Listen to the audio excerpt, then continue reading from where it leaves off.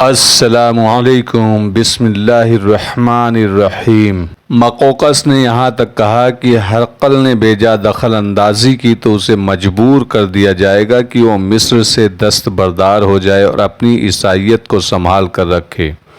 مقوقس نے ان دونوں مذہبی پیشواؤں کو الگ بیٹھ کر بات کرنے کو کہہ دیا، لیکن انہیں یہ نہ بتایا کہ وہ خود کیا سوچ رہا ہے۔ اس نے ہرقل کو بلبیس کے قلعے کی فتح کی خبر سنا دی تھی اور پھر یہ خبر سنائی کہ مسلمان نیل تک پہنچ گئے ہیں، اور اتربون کے بعد اس کا ایک اور منظور نظر جرنیل حنا بھی مارا گیا ہے۔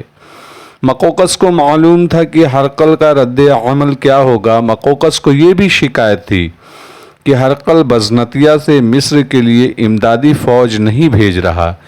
اتنی شکستوں کے بعد مقوقس کو یہ توقع تھی کہ ہرقل اسے مصر کے فرما روائی سے معزول کر دے گا۔ اس کے علاوہ مقوقس کو ہرقل سے توقع تھی کہ قبطیوں کو اپنا دشمن بنائے رکھے گا اور اپنی عیسائیت کو نہیں چھوڑے گا، اور اس کا نتیجہ یہی ہو سکتا ہے کہ کسی بھی وقت قبطی بنیامین کے اشارے پر بغاوت کر دیں گے۔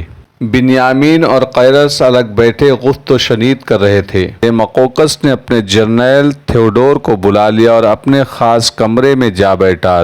تھیوڈور کے ساتھ مقوقس کی رازداری تھی۔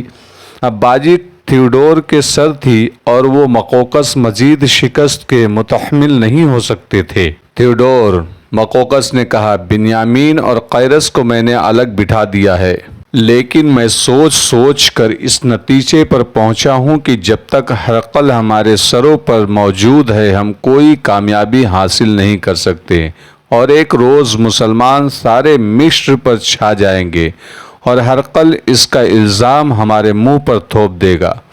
میں ساری صورتحال سے واقف ہوں، تھیوڈور نے کہا۔ یہ بتائیں کہ اس کا حل کیا ہے اور ہمیں کیا کرنا چاہیے۔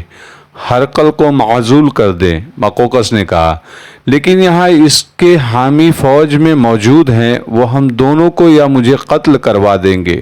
دوسری صورت زیادہ بہتر یہ ہے، وہ یہ کہ ہم ہرقل کو قتل کروا دیں۔ جرنیل تھیوڈور نے سر جھکا لیا جیسے گہری سوچ میں کھو گیا ہو۔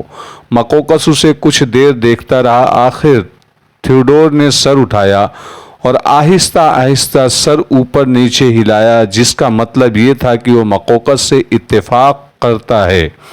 کام خطرناک تو ہے لیکن آسان نہیں، تھیوڈور نے کہا۔ اس کے سوا کوئی چارہ کار رہ بھی نہیں گیا۔ کیا آپ مجھے بتانا پسند کریں گے کہ اس کا انتظام کیسا ہوگا؟ میں انتظام کر چکا ہوں، مقوقس نے کہا۔ 2 آدمی تیار کر لیے ہیں، ان کے ساتھ ایک ایسی خوبصورت اور ہوشیار لڑکی جائے گی کہ اس سے زیادہ خوبصورت لڑکی ہرقل نے پہلے کبھی نہیں دیکھی ہوگی۔ یہ لڑکی میں تحفے کے طور پر ہرقل کو بھیج رہا ہوں، اسے میرے اپنے وہ قابل اعتماد آدمی لے جائیں گے۔ اس کام کے لیے میں نے انہیں ایک خزانہ پیش کیا ہے۔ کیا اس لڑکی پر بھروسہ کیا جا سکتا ہے؟ تھیوڈور نے پوچھا۔ ظاہر ہے لڑکی کم سن ہوگی، وہاں جا کر ڈر ہی نہ جائے۔ قتل خنجر یا تلوار سے تو نہیں کرنا، مقوقس نے کہا۔ ہرقل کی شراب میں زہر ملانا ہے جو یہ لڑکی آسانی سے ملا دے گی۔ میں نے لڑکی کو اچھی طرح سمجھا دیا ہے کہ ہرقل کس طرح شراب پیتا ہے اور اس دوران کیا کرتا ہے، اور لڑکی کس طرح موقع پیدا کر کے ذرا سا زہر اس کے گلاس میں ڈال دے گی۔ زہر اتنا تیز ہے کہ اس کے چند ذرے شراب میں پڑ گئے تو کام کر دیں گے۔ احتیاط تو آپ کریں گے ہی، تھیوڈور نے کہا۔ ایک احتیاط سب سے زیادہ ضروری ہے، یہ جو 2 آدمی ساتھ جا رہے ہیں انہیں کوئی پہچان نہ سکے۔ مقوقس نے اسے بتایا کہ اس نے یہ احتیاط خاص طور پر پیش نظر رکھی ہے۔ انہیں وہ نہایت معمولی قسم کے لوگوں کے لباس میں بھیج رہا تھا۔ لڑکی کو بھی کسی غریب آدمی کی بیٹی کے لباس میں بھیجنا تھا اور چہرے پر نقاب رکھنا تھا۔ مقوقس نہ جانے کب سے ہرقل کے قتل کا پلان بنا رہا تھا اور اب اس نے عمل درآمد کا پکا فیصلہ کر لیا تھا۔ اس نے تھیوڈور کو بتایا کہ دونوں آدمیوں اور اس لڑکی کو وہ 2 بار ریہرسل کروا چکا ہے۔ تھیوڈور نے اس کی تائید ہی نہ کی بلکہ حوصلہ افزائی بھی کی۔ اس کے بعد دونوں نے بائبل پر ہاتھ رکھ کر حلف لیا کہ وہ اس راز کو راز ہی رکھیں گے اور ایک دوسرے کو دھوکہ نہیں دیں گے۔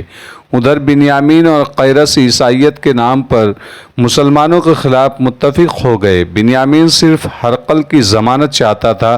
مقوقس نے اسے یقین دلایا کہ ہرقل اس اقدام کو پسند کرے گا۔ مقوقس نے یہ بھی کہا کہ ہرقل کی عیسائیت سے زیادہ اپنی سلطنت پیاری ہے، اسے مصر چاہیے، مذہب نہیں۔ قیرس تو پہلے ہی بنیامین کو یقین دلا چکا تھا۔ تھیوڈور کے سوا کسی کو معلوم نہ تھا کہ مقوقس کسی بنیاد پر ہرقل کی ضمانت دے رہا ہے، وہ تو ہرقل کو اس دنیا سے ہی اٹھا رہا تھا۔ بنیامین یہ وعدہ کر کے رخصت ہوا کہ وہ اپنے مشیروں کو اس فیصلے سے آگاہ کر دے گا اور پھر قبطی فوج میں شامل ہو جائیں گے۔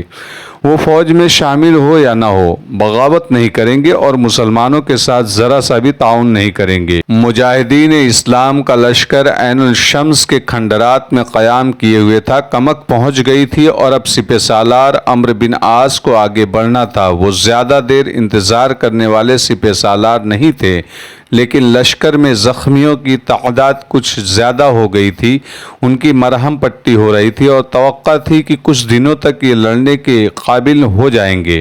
غور و خوض کر کے یہ بھی طے کرنا تھا کہ اگلا قدم کدھر اٹھایا جائے۔ عین شمس کے کھنڈرات کا شہر ذرا بلندی پر تھا اور دفاعی لحاظ سے یہ موضوع تھا، دشمن اچانک حملہ کر دیتا تو اس شہر کی بلندی فائدہ دے سکتی تھی۔ اس کے علاوہ وہاں پانی کثرت سے موجود تھا جس کے ختم ہونے کا امکان نہیں تھا۔ اشیاء خوردنی کی ایسی افراد کی خوراک کی قلت کا خطرہ تھا ہی نہیں۔ ایک روز عمرو بن عاص نے زبیر بن العوام اور دوسرے تمام سالاروں کو طلب کیا۔ میرے رفیقوں، عمرو بن عاص نے سالاروں سے کہا، اب بابلیون کا قلعہ بند شہر ہمارے سامنے ہے، لیکن وہاں جو رومی فوج ہے اس کا کوئی شمار ہی نہیں۔ ایک تو مفتوحہ قلعوں سے بھاگے ہوئے فوجی بابلیون میں جا پہنچے ہیں، اور دوسرے یہ کہ مقوقس اپنی زیادہ سے زیادہ فوج اس شہر میں لے آیا ہے۔ ظاہر ہے اس شہر کا محاصرہ کرنا ہوگا۔ اگر اللہ میری دعا قبول فرما لے تو رومی باہر آ کر کھلے صحرا میں لڑیں۔ دعا کرو میرے بھائیوں، اللہ کوئی ایسی صورت پیدا کر دے کہ رومیوں کو قلعے سے باہر لے آئے۔ اللہ نے ہمیں مایوس تو کہیں بھی نہیں کیا۔ زبیر بن العوام نے کہا، اگر ہمارے لیے رومیوں کا باہر آ کر لڑنا بہتر ہوا تو اللہ یہ صورت بھی پیدا کر دے گا۔ یہ بات بھی دل میں بٹھا لو میرے رفیقوں۔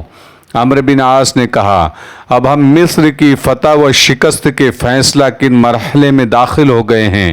اب ہم کہیں بھی پٹ گئے تو ہماری منزل اگلا جہان ہوگی یا ملک شام۔ میں اپنے اسی اصول کا پابند رہوں گا کہ کہیں بیٹھے دشمن کا انتظار نہ کرتے رہے، دشمن کے سر پر سوار رہیں۔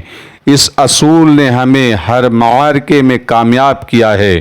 ادھر بابلیون میں مقوقس اور تھیوڈور دو تین جرنیلوں کو بٹھائے مسلمانوں کو پسپا کرنے کی اسکیم بنا رہے تھے۔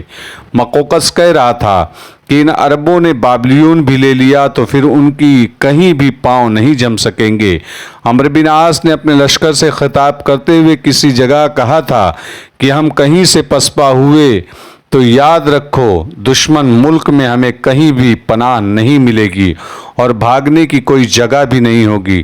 لیکن بابلیون میں مقوقس سے ہی الفاظ اپنے جرنیلوں سے کہہ رہا تھا کہ ہم بابلیون سے اکھڑ گئے تو پھر سارے مصر میں ہمیں کہیں بھی جم کر لڑنے کی مہلت نہیں ملے گی، خود اپنے لوگ ہمیں اپنے گھروں میں پناہ نہیں دیں گے۔